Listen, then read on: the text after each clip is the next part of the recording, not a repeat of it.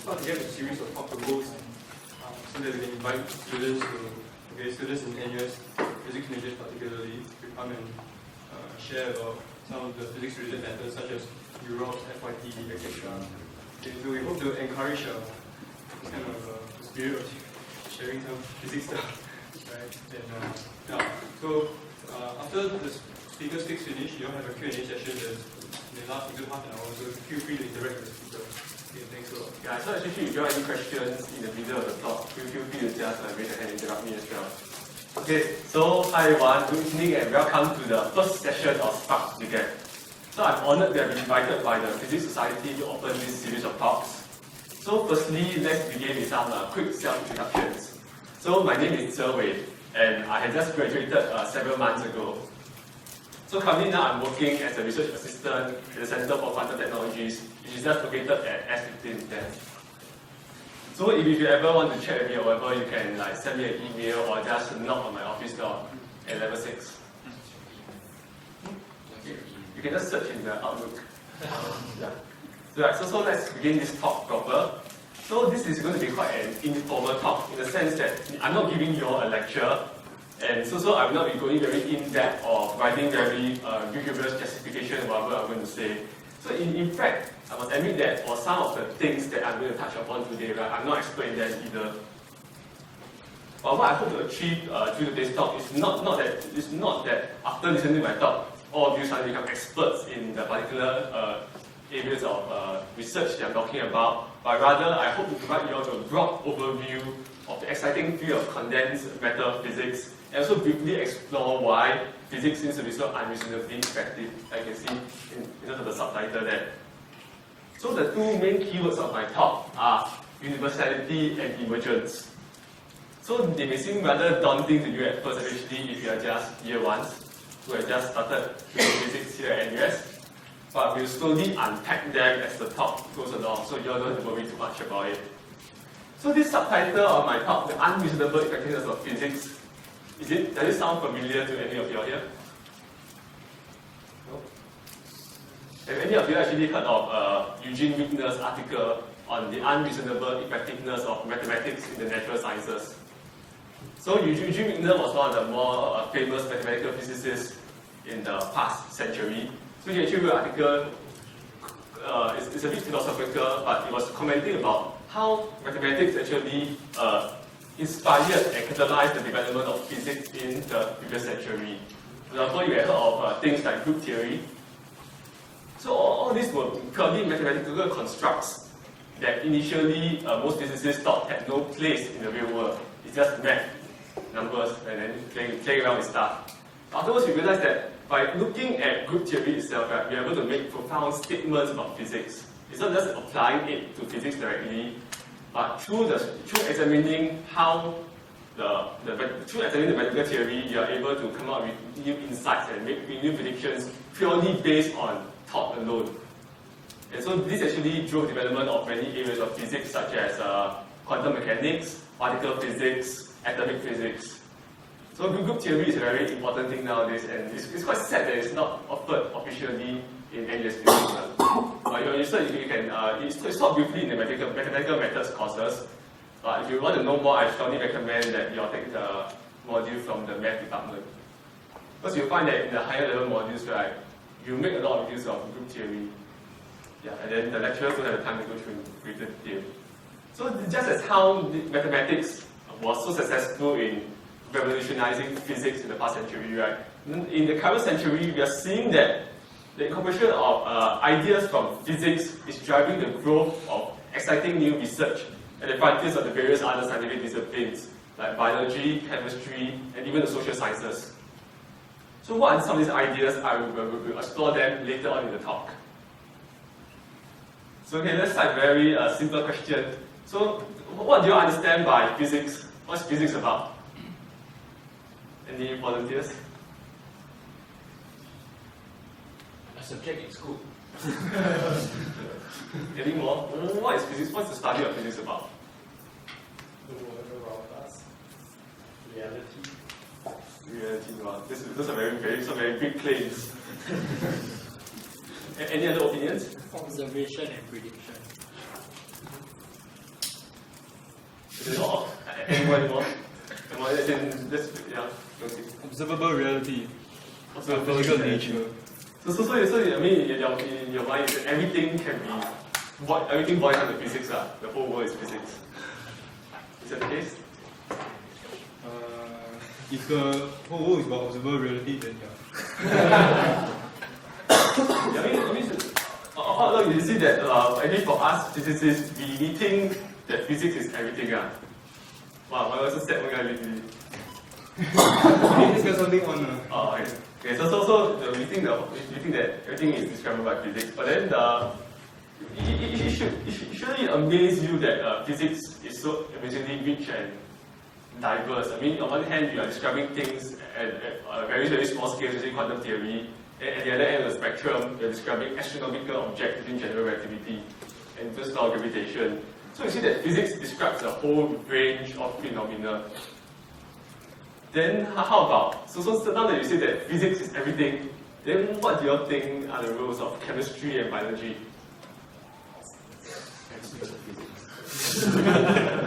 There are no politically incorrect answers. Applied physics. In what sense do you consider applied physics? Yeah, I mean, abstractions and special parts of physics. But don't you think how they study things and the perspective, don't you think it's quite different from what we normally associate with physics?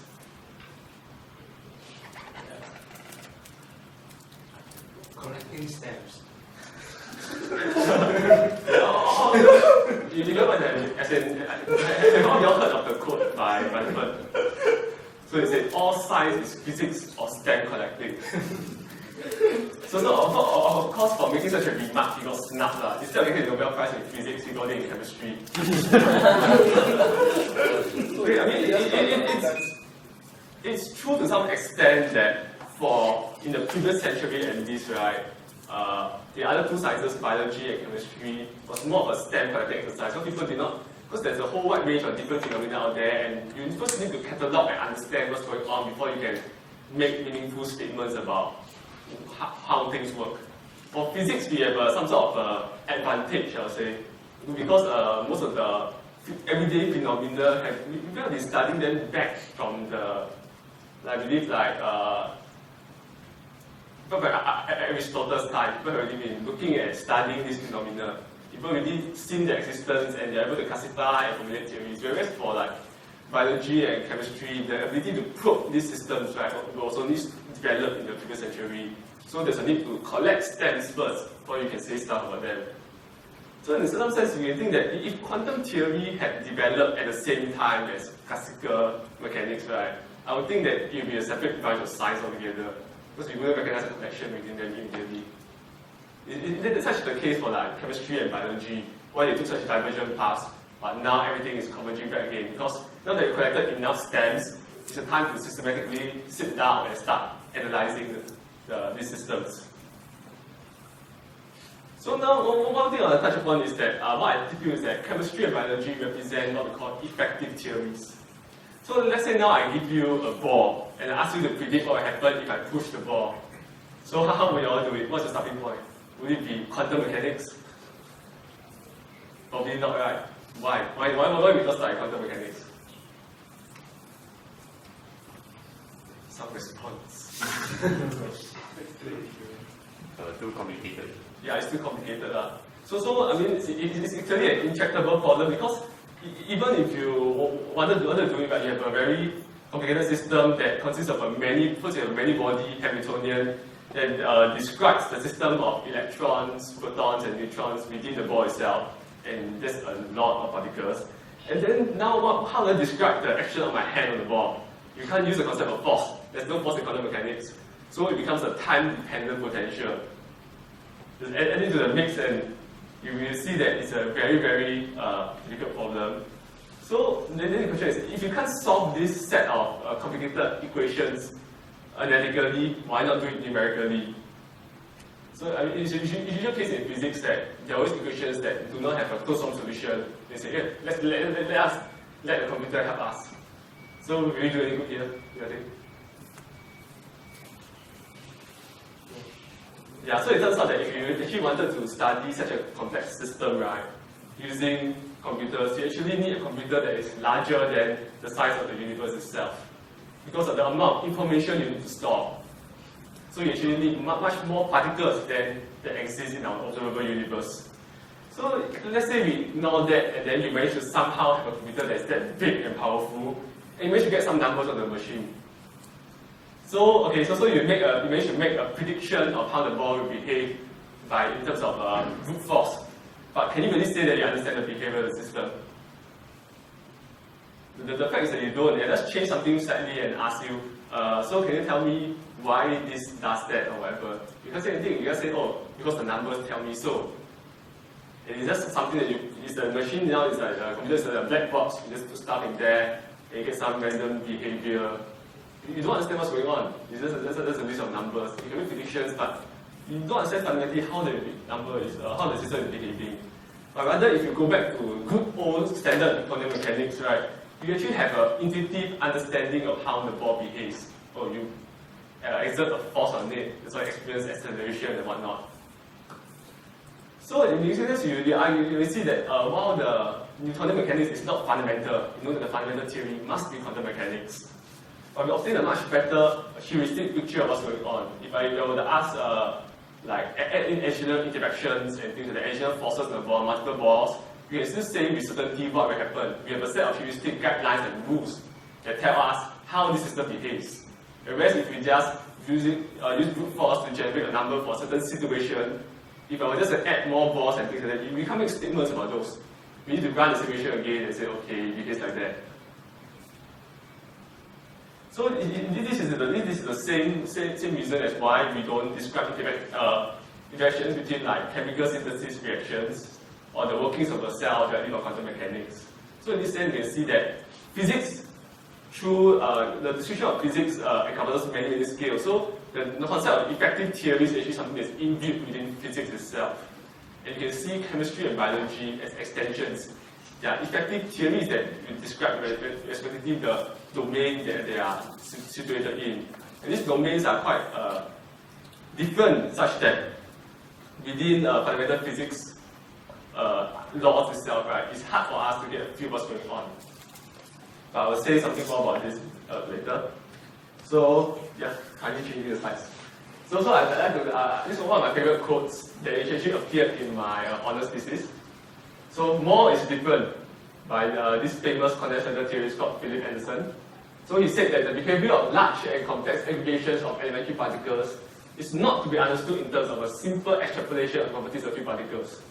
Rather, at each level of complexity, we have entirely new properties which appear, and we require research that, further video in order to understand how these new properties emerge. So this is the emergence part of what we talk about. And also here I also have another quote by Stephen Hawking. So Stephen Hawking was actually asked at the start of the millennium, right, by some people who were wondering about where the future directions in science were. So they said, so the previous century was the century of physics. We saw the development of like special relativity, general relativity, and quantum mechanics. So is the next century the century of biology? And Stephen Hawking said, no, it's the century of complexity. So you see that in the past, right, reductionist principles actually work very well for us. So it's a standard way by which physicists tackle problems. So you have a complex looking system, and then you try to take it down and say what are the fundamental interactions between particles, and you try to reduce it to something that you can understand. So doing this, we discovered many laws such as quantum mechanics and things like that. But now is the time that now that we finally understood what are the basic, more or less understood what are the basic building blocks of nature. Now's the time for us to actually move in the reverse direction. We want to understand how these basic laws actually come together to build the world that we live in, which is very different from the microscopic world and the microscopic laws that we know. So one of the most exciting areas in science today, I think it's a very interesting research area, is that of mesoscopic systems. So what mesoscopic really means, right? So it's somewhere between microscopic and macroscopic. But what it really means is quite hard to pinpoint. Because it has to do with the scale at which you are examining the object. For example, if you have a ball, right, and then it no longer has any features which are inherently quantum, then therefore you can say that it's macroscopic. But if you look at the ball from a different perspective, in terms of like examining the macroscopic constituents, then it's macroscopic. Let's see. How should I explain this? Yeah, so for example, like, okay, when you examine the dynamics of planets, so there's a difference between which scale you examine. If you examine the behavior of a certain planet itself, then it deals with a different set of laws, versus how you look at it as a collection of different planets that can be treated as particles. Okay, that's a side note here, since it was in the news recently that actually a lot of recently there's a lot of focus on finding Earth-like exoplanets. So they actually, I think recently they actually managed to find one that is less about 4 light years away from us. And you can see that they actually managed to simulate a lot of the conditions that are expected on the planet, even though there are no direct observations are being made. I think that's quite exciting about. Yeah. Back to this is the main topic of today. So hopefully I still have your attention. Okay, so now I will refer to something slightly more. Okay, so the slide. So this is some examples of what I mean by more is different. So on the top row you have classic examples from condensed matter physics. So these are some of the things I actually do in terms of for my research. You have superconductivity, quantum magnetism, and Bose-Einstein condensation. So all of these are emergent behaviors that can only occur when you have many particles. And at the bottom row here, these are examples of many body phenomena in biology. So you have flocking, growth of cells. So for example, this is the slime mold, if you have heard before. So slime molds got quite famous in recent years because of their supposed ability to find the most efficient route between different lattices and networks. So they actually did an experiment in which he was able to replicate the Tokyo railway system. Yeah, and cognition. So we know that neurons behave quite simply. You have one single neuron, all it does, if you ignore the minute details, all it does is receive and send out electrical signals. But when you assemble a whole lot of them together, right, you get cognition and consciousness. This is something that you still do not really understand. Okay, now let's move on to something concrete. So since at first Yongqi wanted me to talk about my research topic, but I felt that if I were to spend the entire half an hour talking about it, you will probably get quite bored. But I mean, it's probably still good to talk a bit about the things I'm going to that I've been doing for my FIP as well as what I'm doing now at CQT. So this is also somewhat connected to some of the things I'm going to talk about later. So what I do is I actually study this thing called the Bose-Hubbard Model. It's actually a very simple model. So imagine now you have a lot of lattice sites or potential wells. So you imagine like some sort of egg carton, and then you have particles that can only occupy the lattice sites. So they cannot be anywhere in between. But these are quantum particles. So that means that one particle doesn't have to be at one site. It can be delocalized across several different sites. And then there are two main behaviors that these particles can do. One is intersite hopping. So one particle can hop to a neighboring site. And on-site interactions. That means that if I have more than one particle in one site, they tend to repel each other. Okay. So what's so interesting about this system? So let's first look at what are the limits. Let's say that let's say the intersite hopping is almost negligible. It's negligible, it's vanishing. So now we only have the on-site repulsion. So naturally, the particles will tend to spread, try to like stay away from each other. So you have like one particle each side, so that there is no, so to minimize the energy from repulsion. So this gives rise to what is called a mod-insulator state. So yes, commensurate, which is another word for integer filling, and it's incompressible. So why the term mod-insulator? Because you see that the particles cannot move freely. If I add a new particle as well, there's an energy gap So this is similar to the idea of band gap, energy band gap. So this is the insulating state that sort of cannot conduct electricity. Now let's look at the other extreme. So if now I say that the repulsion potential, right, goes to 0, and the particles particles will just keep spreading. There's nothing to repel each other. So they will maximally delocalize throughout the entire lattice. So each particle spreads out across the entire lattice.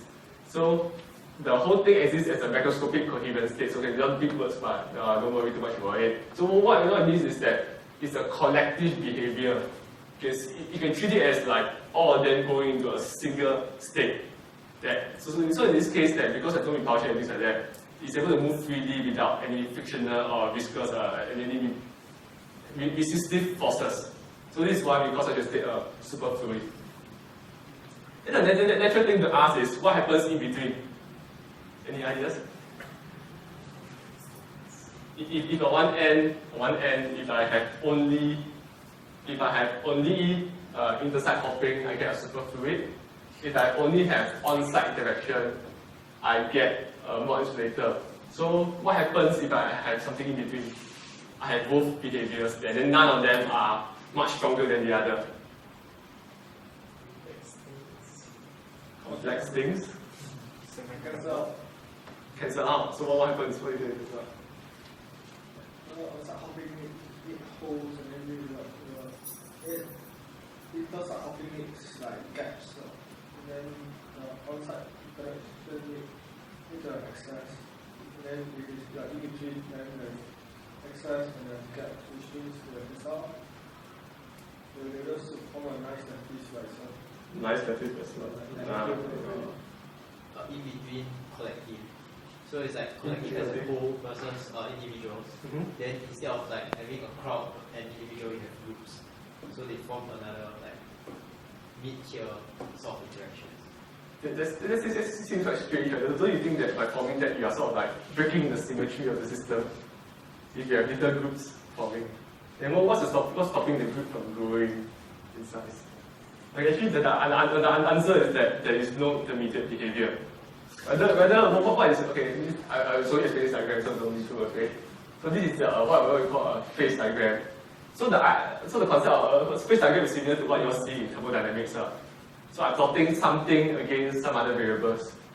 So don't worry too much about mu here. Mu just controls it's a chemical potential. All it does is it controls the number of particles I can have in the system. And J is actually the hopping J over U represents the ratio of the hopping strength to the interaction, the repulsive strength. So you can see here there are certain flat plateaus. So this is actually the particle density per site. What you see is there's something very, very curious. Is that for a certain range of parameters, right, even if I have both present, the system always stays in a more insulating state until it reaches beyond a certain point. Then suddenly it becomes superfluid. So it's either or. There is no intermediate in between. Yeah, let's take a while to digest that. So where have you all seen this kind of thing before? There's neither, there's something in between. This is still familiar, right? In terms of your liquid gas and liquid gas solid phase transition, you don't have an intermediate state in between. It just goes from liquid to solid or liquid to gas. So this is the central idea of a phase transition, where there is a critical point beyond which there is a sharp change in the properties of the system. It's some sort of like what you call the order parameter, or the density of the object. It's just a certain spike from very low value to another value. So you realize that so far I haven't actually told you all about the details of this system. So what is this? What is this potential? What is this potential? Right? This 8-carton potential actually what is it created by, and what these particles are, except that they're quantum. So do you think that these details are important? So this is a very fancy system. But what does it actually represent? Or is it just a toy system that's starting just for fun? Lattice. Yeah, electrons and lattice. But actually, the system I'm studying for is slightly different. So I'm actually studying the action of atoms in optical lattices. So optical lattice, basically I use light to create, to track the atoms. And then I can use lasers to manipulate them and make them interact. And what our friend there said earlier, they can also represent the electrons in crystal lattices, where the potential is generated by the atomic lattice, all the ions, and then the electrons going around. So you see here that a single model, the Hubbard model, actually represents both systems. So what this means is that we can use one system to study the other. The microscopic details are not important. And so this is actually a quite exciting research topic on quantum simulators. So as you know, earlier I mentioned something about quantum many-body systems being very hard to tackle. I mean, in general, many-body systems are really hard, but quantum many-body systems are harder. So Feynman had this brilliant idea. He said, of course you can't use a classical computer to simulate a quantum system. You have to use a quantum machine. But what exactly is this quantum machine? Is it a normal quantum computer? I mean, our quantum computers to date are not anywhere near functional status. They can factorize things like 15 equals to 5 times 3, but that's about the most that you can do. So the idea is that we use one quantum system to mimic another. Since, for example, like you're studying materials, right? If you're studying materials, we can't actually do stuff to the crystal lattices or the electrons very easily. When you want to make a material, that's it. You have defects, and then you ask, can I change the potential here? What happens if I adjust the hopping strength and stuff like that? You can't. But with optical lattices, you can. And then from there, you can infer the behavior. You can study in greater detail in order to obtain a greater understanding of this system. So this actually is sort of related to what is known as universality, which means that if you look at systems on a certain scale, right, the microscopic details, in this case, we represent the atoms, and then atoms themselves are made of electrons and stuff. But at the level under which I'm looking at it, I can ignore those details altogether. Those details are sort of coarse-grained or lost. And this is functionally identical to that of electrons in this system. So for the rest of this talk, I'll actually be talking about several important paradigms in physics that exhibit emergence in the more classical sense. Because this part is just mainly just to sell my research. Yeah. And about the various types of phenomena you can get insights to via the appropriate application of such models to investigate that. Okay, one further note I almost forgot. So what I actually did on my FYP is that instead of just looking at this simple system, right, what I'm telling you is that now what I introduced was that, hey, now let's say I have two species instead, two different kinds of particles. And I also let the two particles convert between each other. So you can see by just making small modifications to the microscopic structure of the system, right, I actually changed the behavior quite fair bit. So if you're interested, you can always search online for my thesis. It's also on the physics department website. Yeah, so this is just to stress that by changing something on the microscopic level, you can see that it seems almost trivial for me to include this extra interaction in the system. I can understand it, okay, that's just three kinds of behavior, very simple. Not much different from the previous one. But at the end of the day, the collective phase transition behavior is very different. Right. So universality.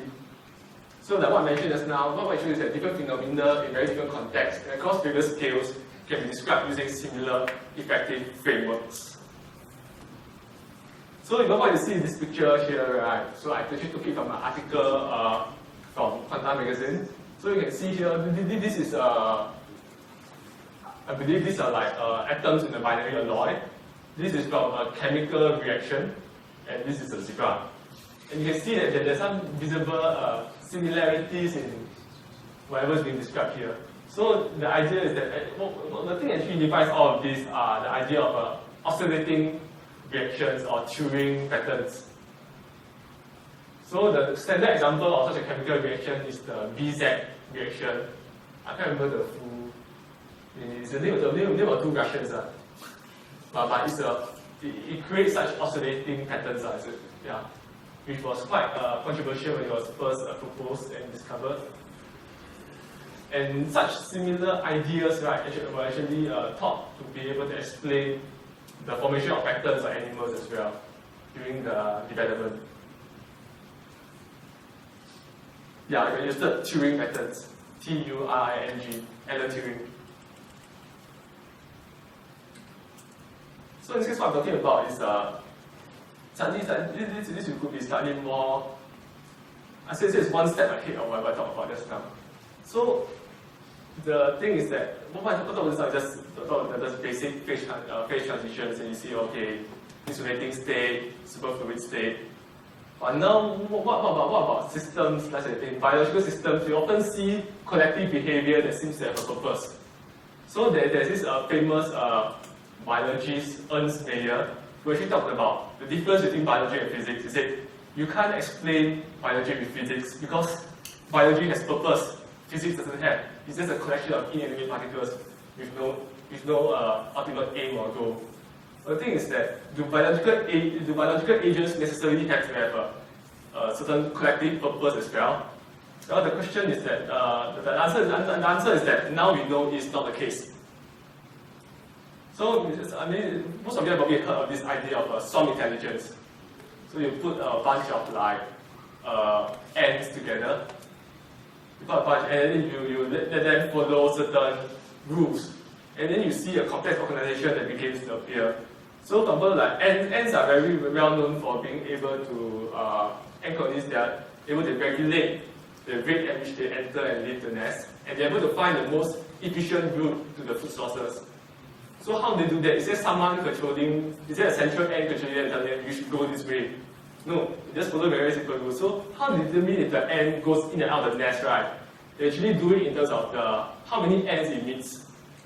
So if there are many ants that are like, if the number of ants returning to the nest, right, is beyond a certain threshold, and then the ant says, okay, I shall not go out. And this basically manages to regulate the number of ants that are actually actively in and out of the nest at a relatively constant rate. And how they define the shortest path to the food. So people are using this in terms of like computer algorithms that are inspired by this kind of swarm intelligence. So what the ants actually do is that they deposit pheromones, some sort of like chemical compounds along the path that they travel. And then other ants, they are able to detect this, and then they tend to follow paths that have these pheromones. And then the idea is that over time, right, the certain paths will get strengthened when more ants traverse through them. And you see that the longer and not so efficient paths, they will die out because the pheromone will evaporate over time and diffuse. So you can see that through such simple rules, right, they don't require any collective organization by the part of any central organizing authority. I mean, to the queen of the ant nest, all it does is make more ants. It doesn't give commands to the ants. Yeah, you see that it looks as though that there's some intelligent activities going on. There's some sort of collective mind that occurs. And we see that this is something that continues to drive many of the ideas that we have regarding things like emergence of like consciousness and things like that. We don't need some sort of magical entity that controls everything. When you have a large enough collection of things that behave on the simple rules, you get self-organized behavior that can emerge if you have the right set of rules. Okay, now, so this is one of the standard models in physics, the Ising model. So, how many of you have heard of the Ising model? Okay, so the Ising model actually is a very simple model. It was first developed in order to explain magnetism. So let's say over here, imagine that this ball here, right? This is on this 2D side, right? This ball represents spin. It's either spin up or spin down. And for the nearest neighbor spins, right, there is interaction. So this interaction term is negative, which means that it's favored if the spins have the same sign, but it's not favored So it's positive if the spins have the opposite sign. So you can see that this bears some similarities to the Bose-Hubbard model I talked about earlier. There are two sorts of interactions. So you can see that there are two regimes again. If I'm at 0 temperature, then of course all the spins will go to the minimum energy configuration state, which is that they're all aligned in one direction. And then once you heat it up, right, it's not the case that once you heat it up above absolute 0, immediately everything gets disordered. Rather, there is a certain temperature above which the magnetism sharply drops away from unity. So, let me just sketch it briefly since there is a whiteboard. I can show you some of the. These are actually some of the simulations that I.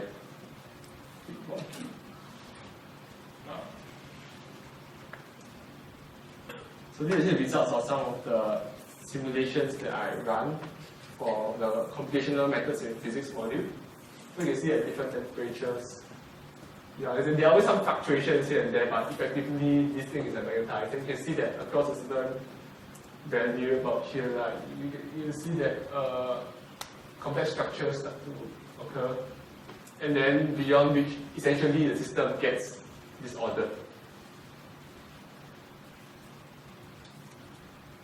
So let me briefly draw something with the.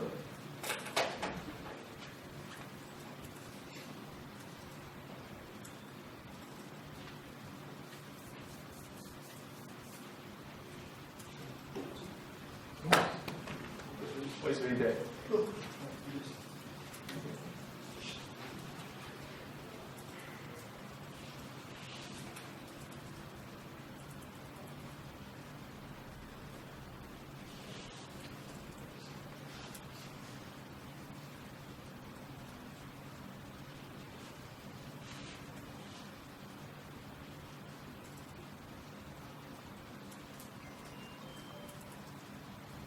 This is the first time using this thing as well.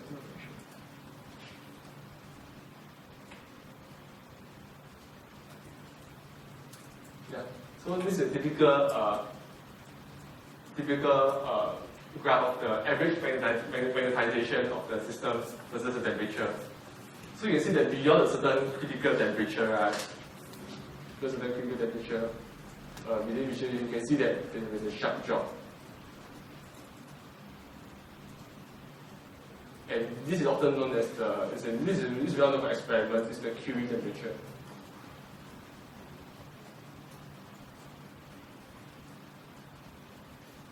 Okay. Yes, am I following? Any questions so far? Maybe just keep it in the right time. Just to recap, so the system essentially is just like a bunch of think of it as spin up and spin down that are interacting on the lattice. And then they tend to align each other because of magnetic interactions. And you can see that if I just introduce such a very simple system, I can see such an interesting phase transition. And this is described with many paramagnetic materials very well. So the easy model you can see here is of course not just limited. There's nothing that in which I said that limits its application to magnetic systems. It's just something that can have two values and certain interaction strength. Okay, so there are people introduce models in which you can have three different values as well. We will not talk about that. So it just shows how easy these simple models are can be extended. Okay, let's clear the screen.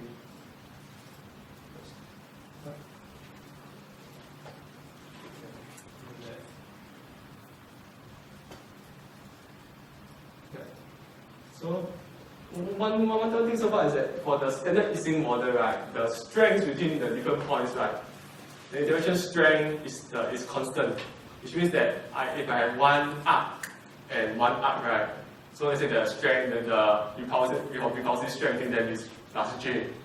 Then it's plus J no matter which sides they're on.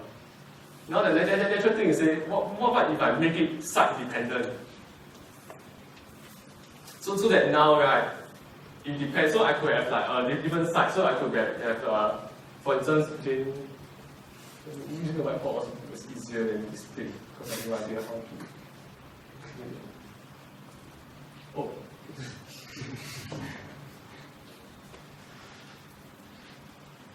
Yeah, so imagine now, let's say the links are different, so maybe this could be J1, and this could be J2, J3, and so on. So as you might imagine, if I change the different J's, right, that means that my so-called ground state of the system will be different. The equilibrium state of the system. It will no longer be, there will no longer be a tendency for them to like all align in a certain direction. Because now they're competing directions, directions in the different sides. You could have some positive, some negative, which means that they could favor anti-alignments. So this is a classic example of an anti-paramagnetic. So you may ask, what good is such a system? What it means is that someone realized that you can actually construct any pattern that you want. So let's say I want the ground state to be a certain configuration. So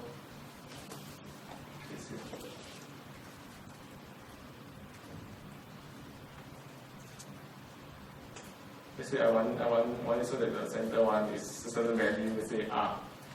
I want this pattern. I want this pattern to be an equilibrium. It's a minimum energy state of the system.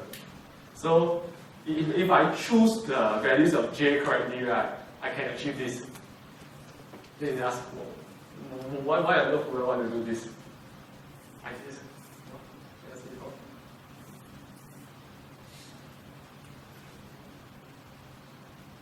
Yeah, so what kind of system do I have that has this kind of pairwise interactions? So someone realized that this is similar to the behavior of neurons. Okay, so I just want to use circles with neurons again because yeah.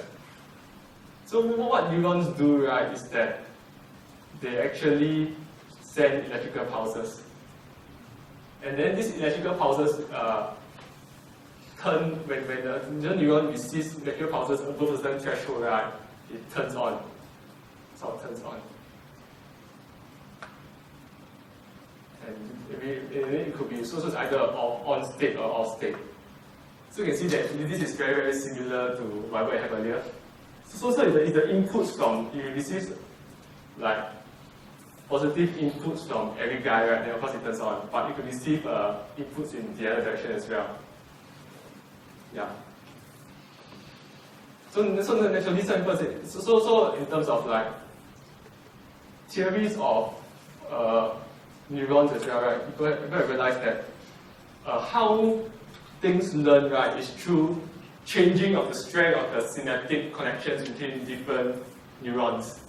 So this is similar to what we have here. If you want to remember a pattern, right, we will try to figure out and adjust the weights until we get what we want. And that's how learning takes place as well. So this led to a very famous model. It's called the Hopfield model.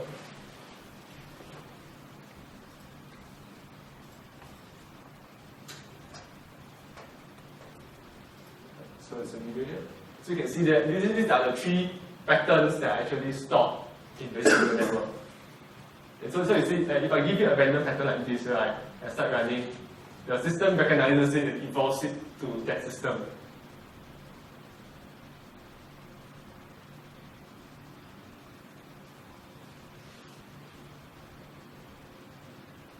You see?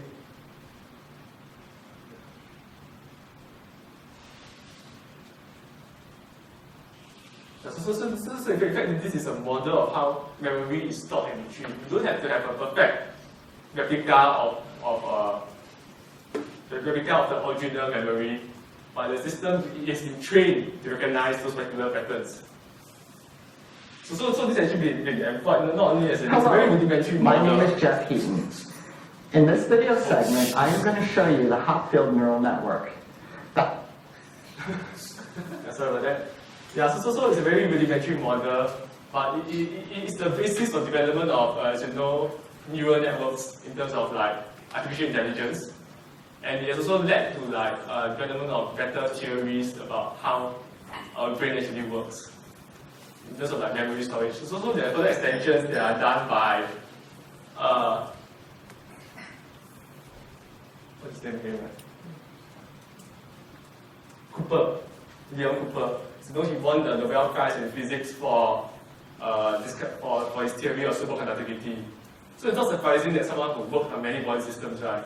Now he's coming into like biology. He's doing neuroscience now, and then he came up with a better, improved model of learning based on these ideas as well. So now the Ising model also has a lot of other interesting applications, but probably in the interest of time, I won't cover them here. But I can just briefly mention, for example, protein folding or even social networks. So people actually come up with models of voting based on the Ising model. So the idea is that you influence the people who are around you, and then from there you can make quite you can make some approximate predictions that may or may not be accurate depending on the type of system you're studying. I mean, what's most important is to know when your approximations are valid.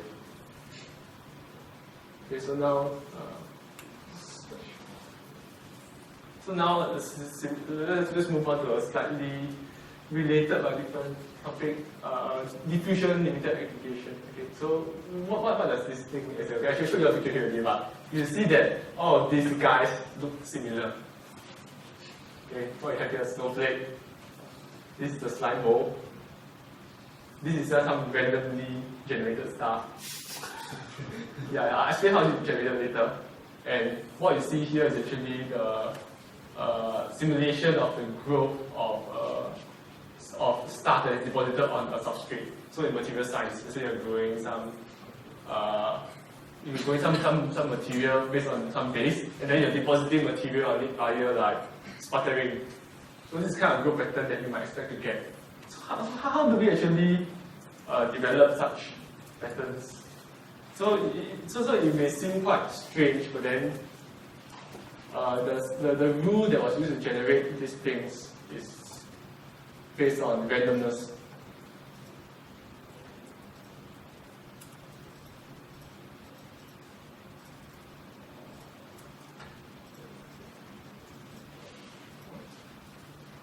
Okay, so the idea is that first you start at a seed point, and then you have another point, to start somewhere, and then it undergoes a random walk, okay, until it touches the seed point. Then it becomes stuck there.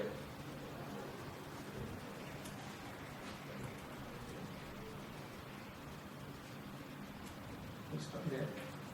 Then afterwards, I have another point, and also undergoes a random walk. And then it becomes stuck there. But this is very simple. You can see why it forms the patterns there. Also imagine now I have like some sort of complex cluster like this, right? You can see that there's a tendency for it it's harder for it to get. It's harder for it to actually get here without touching the other points. So this is why we have the structure that is displayed here. So you see that from this set of simple rules, we can describe a lot of things. So this is just purely computer generated. Therefore, this is expected because, of course, when you're depositing a material or something else, right, once it reaches a hard surface, it will stop there. Whereas for the slime bowl, you can see that, let's say there's diffusion of nutrients in the medium around it. Then it will tend to like extend outwards to grow towards where the higher concentration of nutrient is. So in this case, you can treat it as a sort of random walk as well, and snowflake. But you should realize that why does a snowflake have so much symmetry compared to the other three? If I mentioned that earlier just now that it's a random process, right? Why is the snowflake hexagonally symmetric? What constraints? Yeah, I mean the answer has to do with that. So basically because the basic crystalline structure of the small ice particles that are initial seed, right, is six-sided. So naturally the arms will tend to like develop in this manner. Once you start with a seed crystal that is sort of like hexagonally symmetric. Because these arms actually develop independently. When the water droplets come, when the water vapor touches like the surface of the snowflake, right? Then it crystallizes there and joins up. But you can see that if I form something here, right, then it's harder for it to go even deeper. And this is why, even though the pattern is not perfect, right, there is a tendency because of steric hindrance, right, for the rest of it to occupy a similar pattern as well. So one interesting thing to note is that this is a case where we actually get sort of like microscopic factors that play a role in the microscopic factors. So we need to be careful about when we talk about the concept of universality. Because the overall features are quite similar, right? The thing is that the microscopic nature of it can play a role as well. In this case, it's interesting because we are able to infer the microscopic properties based on looking at this microscopic structure. Just based on looking at this, we can tell what the chemical structure of ice is like. So let's so one other thing is about, previously we're talking about mostly relatively static systems. So jamming. Okay, how this is related to the previous one? Okay, it's quite hard to explain. But so never mind. So as you know, most of you travel to school. If you travel to school by bus, right?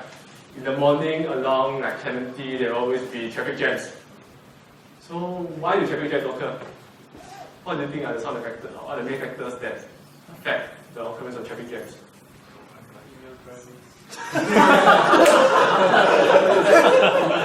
Female drivers. What is it about female drivers? Huh? What is it about female drivers?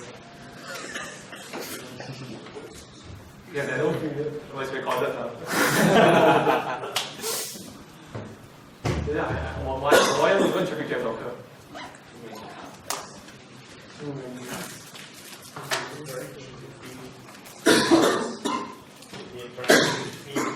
Interaction between cars. What kind of interaction? Yeah, if one person brakes, then the person behind him brakes a little bit harder, and so it continues, and in the end, someone is standing. Any other ideas? There's a common destination. Common destination. Red lights. Doesn't be the case, okay, so I mean, people will be wondering about it as well. People ask like things like that. Is it because, let's say, from like 3 lanes become 2 lanes as a bottleneck? Whether it's like traffic lights or whatever. If you get rid of all of those, right, then you realize that traffic jams can still occur. Okay, so now as in the truth. Yeah, you saw the video about it. I saw before.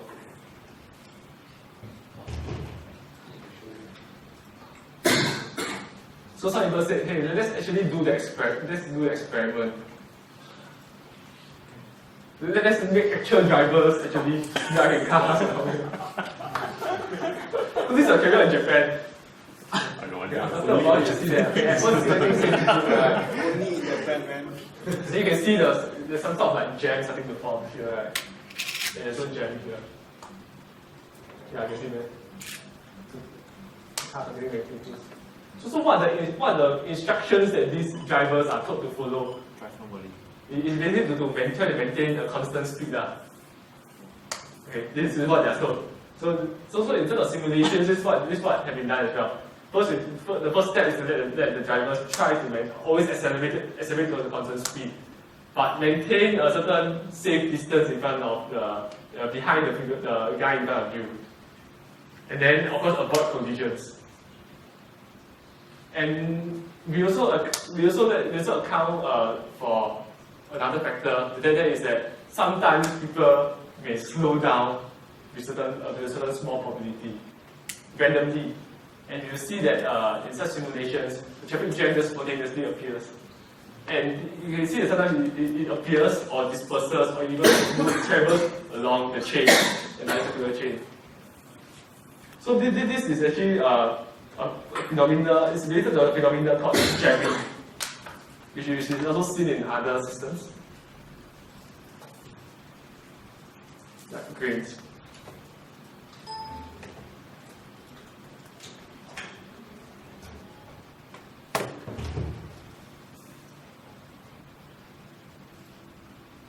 You can see for certain parts you get stuck in jam, right? And like Alex said just now, right? When people carry out simulations, they're able to control the conditions. So one of the main factor that they found was the density of the density of the system. So if there are too many cars on the road, beyond a certain threshold, then you get traffic jams. But if there's still cars below the threshold, right? Even if you let drivers slow down by a bit randomly, as long as they follow the other rules, traffic jams will still not occur. So why is this interesting? So some people actually, this actually has to do with, some people actually studied cancer. So some people actually studied cancer and say, hey, there's jamming there as well. Okay, so let's take a look at this motion.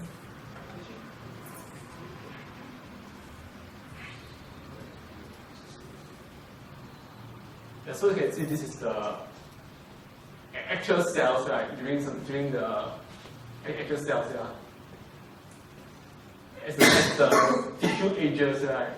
You can see that they actually start to settle down. Right? Initially, everything is like fluid. Then they start jamming and getting stuck. So how do cells change their density? It's to do with their shape. This is a simulation using particles that exhibit the same behavior.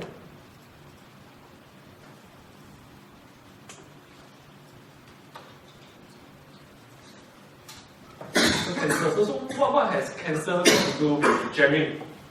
So as you know, one of the most deadly things that cancer can do is to undergo metastasis, which means that the cancer spreads from one part of the body to another, spreads throughout the body.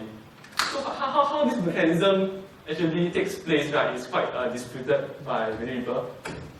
So the idea is that for some people, if there's a solid ball of tumor, right, then how do the cells actually escape to another site to seed new tumors? So some people say that could there be like individual cells? Because sometimes in the blood of cancer patients, right, they detect individual cancer cells that are slightly of a different form. The question is, can these cells by themselves seed a new tumor? So for now, most people seem to think the answer is no. And when some people actually carried out laboratory experiments, right, they saw something very, very peculiar. They saw that they had a tumor, and then they saw collective cell motion. So suddenly you have a solid ball, solid tumor, and then suddenly you see a bunch of cells behaving like a fluid and moving out of the main tumor cell. So naturally, as in when the physicist examines a problem, right, immediately they start to wonder, could this be a jamming phase transition? Then it's so using the ideas that we had earlier, right, that density plays an important factor and cell shape. So they say, so immediately the thing is that if the surface area of the cell, right, is the essence of a certain threshold, like cell parameter over square cell area is greater than 3.18, right, then the cell can move through. It's animation here. So people actually conducted experiments to test it out. And they found that the results agreed quite well with this particular simulation result. And so we see that how this understanding of jamming phase transitions, right, can lead us to understanding the development of cancer better. But it suggests, for instance, like maybe to prevent metastasis, you try to find ways to let the cancer cell remain in a jammed state. So how you might do that is people are still figuring out. And alternative way is to use this idea in order to make measurements on the tumor, the solid tumor itself, right, to determine when is it going to metastasize. And then you can adjust the treatment plans accordingly.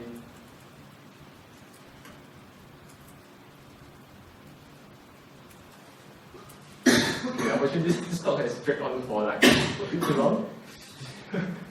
Yeah, so I'm down to the last topic. Okay, so I mean one of the best talks of working at CQT, right, is the Quantum Cafe. So after a long hard day of work, you go there and chill, and then go to coffee machines and get screen heavy coffee. Okay, so I mean for physicists, one time we say that we turn coffee into science. Yeah, but of course some of you all don't drink coffee, right? Yeah.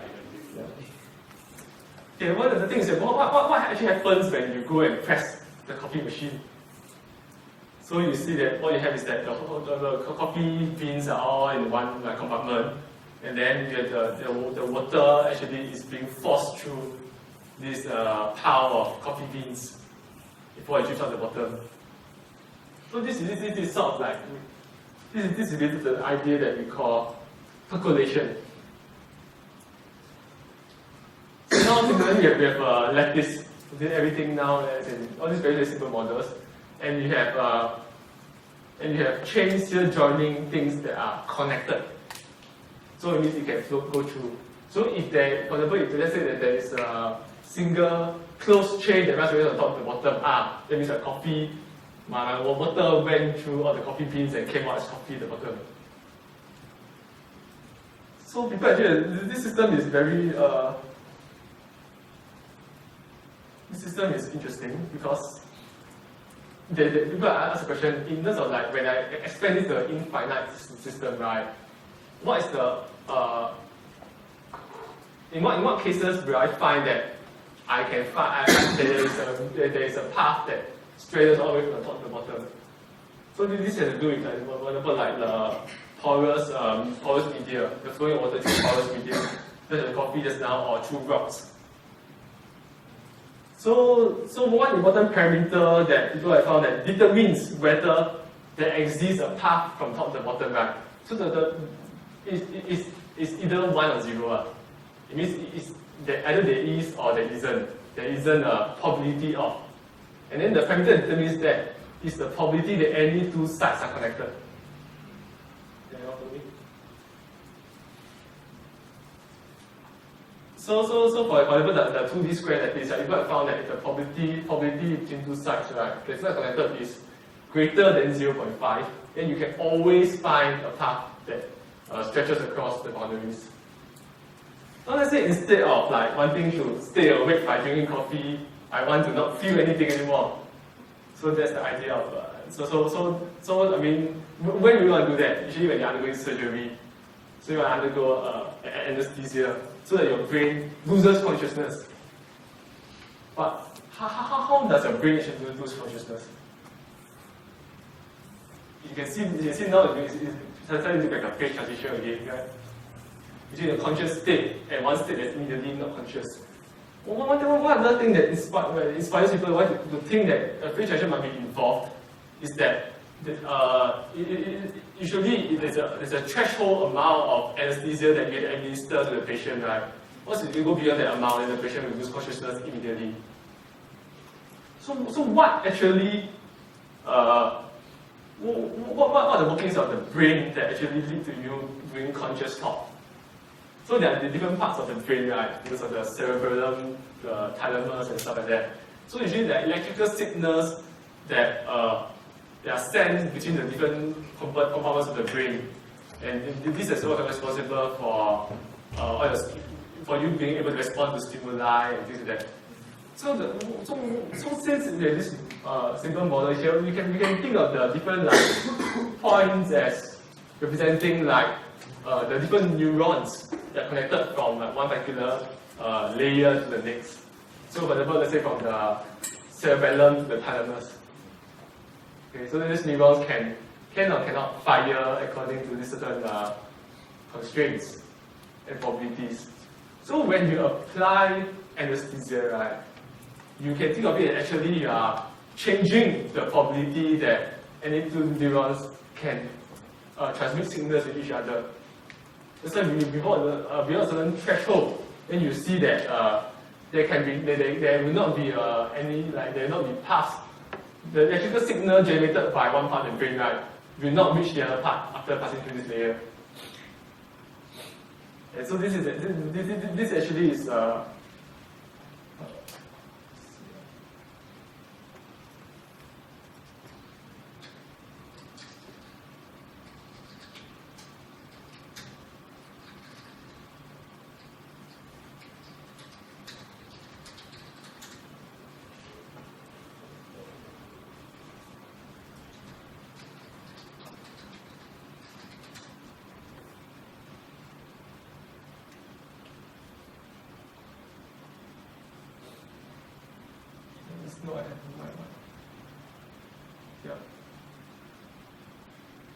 So you see that this is actually quite important and exciting work that is actually published in reputable journals.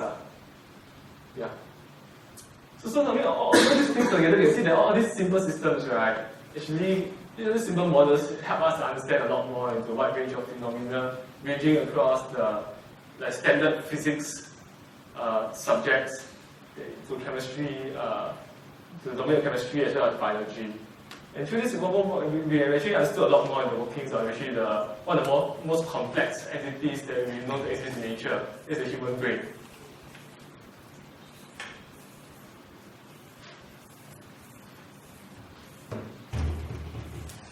So percolation is also used to explain you get heard of forest fire networks. So the next question is asked, let's say I want to put how should I grow my trees, right? So that if I have a fire spontaneously starting, right, it doesn't reach the other end. So you can see that all this this encompasses the idea of universality again. It doesn't matter whether we're talking about forest fires, whether we're talking about water flowing through some granular material, or whether we're talking about neurons that are transmitting electricity to each other. As long as I choose the appropriate things that I'm looking at, right, I can describe them using similar models. Even though, of course, you have to be quite careful about taking these results too seriously. It's a good starting point, but there are always other corrections. For example, in the case of the ice flake, right, the snowflake, you need to consider the inherent symmetry of the base molecule itself. This can have microscopic consequences.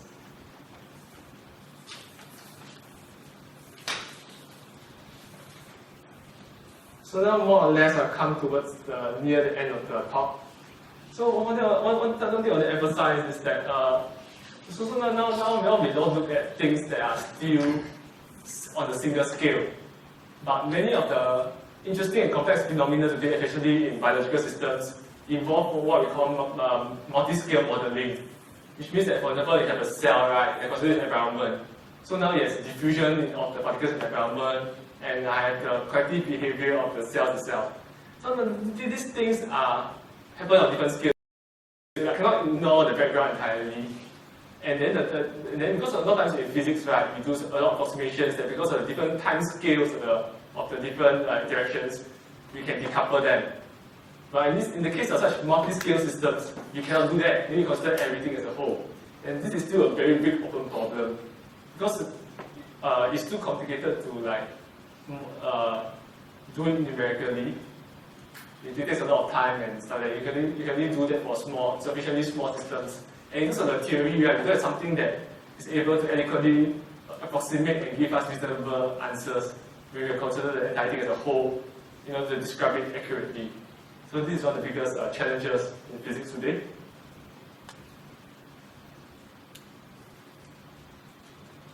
So I'm going to conclude by saying that through showing you all these things, right, you realize that physics is not about the things it's not about a certain set of things that you study. Rather, as in the recent article that Philip Ball wrote, Philip Ball is quite a famous chemist and then he's an editor for Science magazine. So he actually wrote a set of books called Nature's Patterns for Chemistry in 3 parts. So if you haven't read it, I strongly recommend. So it's basically like the contents of it's a greater exposition of all the whatever I talked about today. The universality of the different patterns, shapes, flow, and branches throughout the entirety of nature, without caring whether it's from biology, chemistry, or physics. Because frankly, it doesn't matter. So what he says is that physics is not a discipline. Rather, physics is a philosophy, it's a way of looking at problems. It's about the ideas that you apply. So you see that all these ideas of percolation, diffusion, limited aggregation, and so on, jamming, phase transitions, all these were developed in the language of physics. But all these are ideas. They are not dependent on the system being studied. So these ideas are transportable throughout the different areas of science. And I think that I encourage all of you, if possible, right, to be able to take whatever we learn in physics and to go beyond the boundaries and applying them to understand nature. Now, this is the end of my talk. Thank you very much. It's quite late in here, but We have 5 minutes for questions.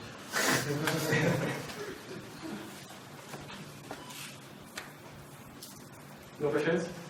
So I'm going to ask the same question because I didn't know the difference between the anesthesia and sleeping. Is it the same process? As in when you induce the probability of not having, the lower probability of your whatever? This is a good question. As I said, I'm not expert on this topic. Answer is no. I think it's different. I think it's no. Because sleeping, you have the different things like the REM and all that, which doesn't happen in anesthesia.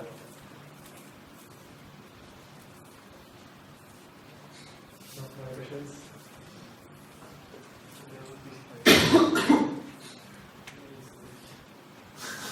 Okay, I mean, in general, take it away if you're not understanding these are. We have very simple rules. We can actually construct very complicated behavior that arises from it.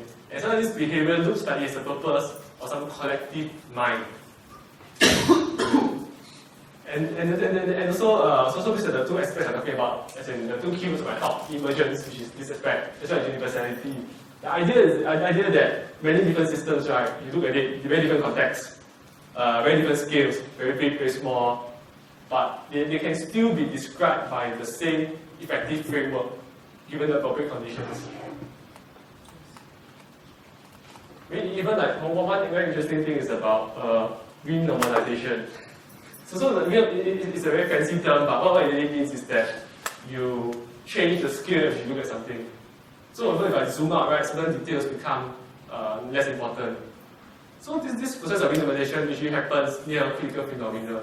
So for example, I show you all the Ising model, my results just now, right? If you take block renormalization, so that means that they say they take like a bunch of like 4 spins and then you average out. So if there are more up, right, then the whole block, they say there are 3 up and 1 down, then I say the whole block is 1 up. It's like zooming out, you know. So now that you lose some details, your pixel size become bigger. Become 1 up. You have 4 blocks, right? Then I zoom out. So at first got 3. At first like 3 of the blocks are up, 1 is down. And now when I zoom out, and my resolution is also good, I can see the whole thing is up. Yeah. So the interesting thing is that for the Ising model, it is that for most such phase transitions, when they're near the critical point, right, this is what happens when you zoom out, right, the general features remain the same. So it's some sort of like fractal behavior. And this supposedly has connections with how people think that the brain learns as well. I mean, how do you recognize patterns? If you recognize like, because the interesting thing about human mind is that you don't have, it's not a one-to-one exact thing to recognize it. Right? If I give you like a bear, you look at something that looks similar, okay, you say, you know that's a bear. So some people think that learning takes place through this kind of process as well. Through time, right, there's some sort of renormalization that blurs out some details. So we only store the important details. And people actually have applied this to artificial intelligence and found that it's very good for like picture recognition. Yeah, so this is actually why people think that the brain exists in a critical state as well. The interaction between the neurons, keep it near critical. So there's actually something called self-organized criticality if you are interested. Any more comments or questions? If not, I think we can end the thing by presenting until we are talking about appreciation or coming up. This is designed by one of our big society members. You can see yeah, it's quite cool. Can you see? Right, so there's this guy, and then there's a bubble speech. But what it really also means is a microphone, and then I guess the spark that kind of leads across the audience to inspire you all. Yeah. So thank you very much.